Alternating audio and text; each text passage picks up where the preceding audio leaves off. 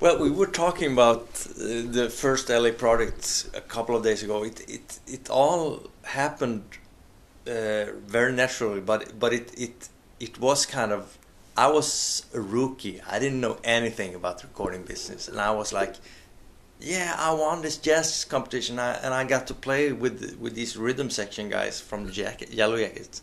And I emailed Bill because I had an email contact with Bill Champlin, and I told him that I'm gonna record this stuff, and I have some songs, and I just drove up to his house in Woodland Hills there and presented this cassette tape to him. I borrowed my friend's car, even didn't own a car, and then it just he loved this songs and started writing it, and we were talking about it the other day, and Bill said, yeah, it's kind of not supposed to happen that way, you know.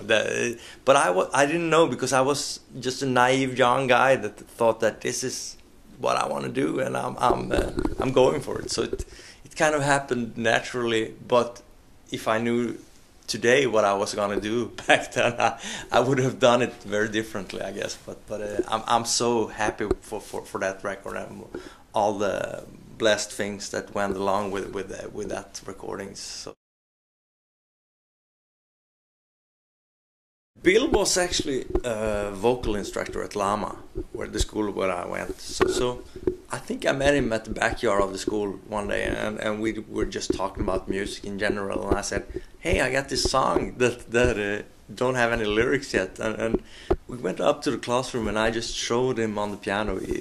I'm not a good piano player like Bill, but I just had the harmonies down and showed him, and he loved it, and wrote the lyrics for that beautiful lyric that is on Peace of Mind there. So that was the start, and I've been working with Bill on every possible time I can go there, because I love his musicality and his way of doing music.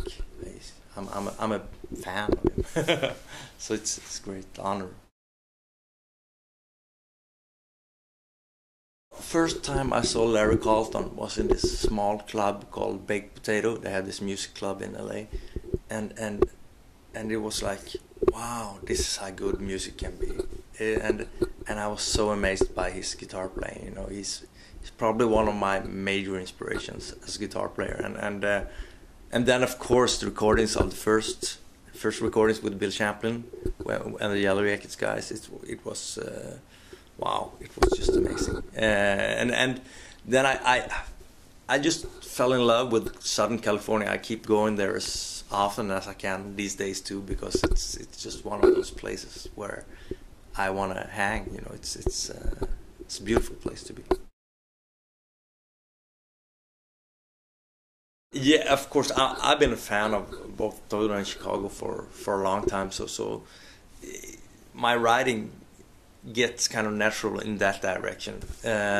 Even on the new record, we did a song. Me and Randy wrote a song together that Bill is singing now, and it's so much Toto on it. And Randy just told me, this is a song I really would have loved to be right for Toto, and it's such a blessing to have working with Randy Goodrum. Is like, wow, you're in songwriting heaven there. So it's really cool.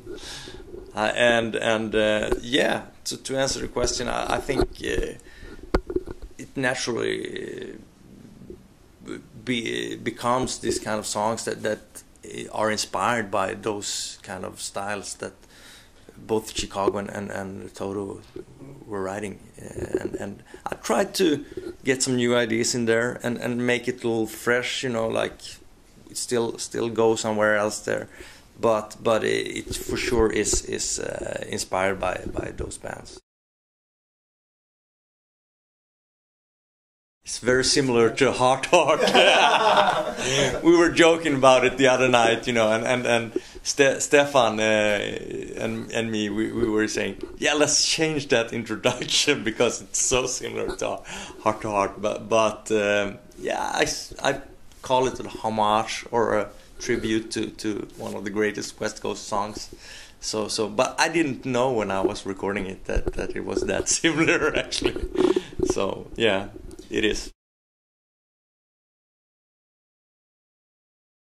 I'm very inspired by guys like Landau and Lukather. Of course, I've been listening to those guys, and I love Dave Gilmour and even the old blues guys like BB and Clapton and those cats. So I mean, I'm trying to be a player who can play like different styles and not be locked into just one thing. But of course I love the West Coast guitar players like Larry Carlton, Robin Ford, Steve Lukather.